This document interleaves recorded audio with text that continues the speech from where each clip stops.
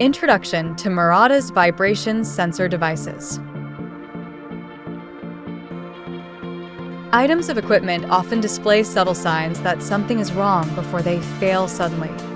Detecting these signs early and preventing failures before they occur is called predictive maintenance. However, not all equipment abnormalities are visible. It is possible to find low-frequency abnormalities visually or audibly, but the subtle deterioration of components is often masked by high-frequency vibrations. Murata's vibration sensor devices feature a compact design with a length and width of 5 mm and a thickness of 3.5 mm. They can detect high frequencies up to 20 kHz, which makes them ideal for predictive maintenance.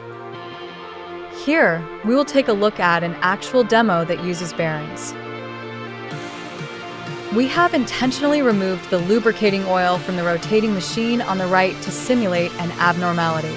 Murata's vibration sensor device stably measures vibrations in a z-axis direction at a high signal-to-noise ratio.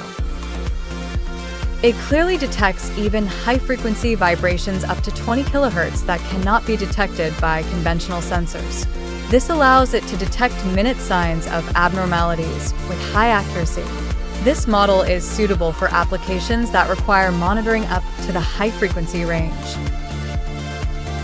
As you can see, compared to 10 kHz type products, abnormal vibrations are more clearly apparent with the PKGM 210D-R, which is capable of detection up to the high-frequency range.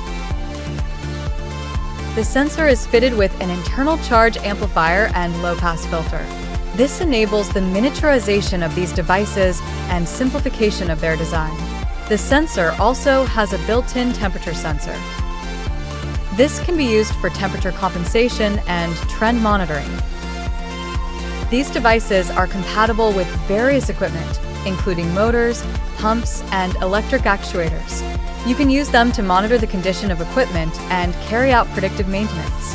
Murata's vibration sensor devices reliably detect even high frequencies. Please feel free to contact us for product details or inquiries.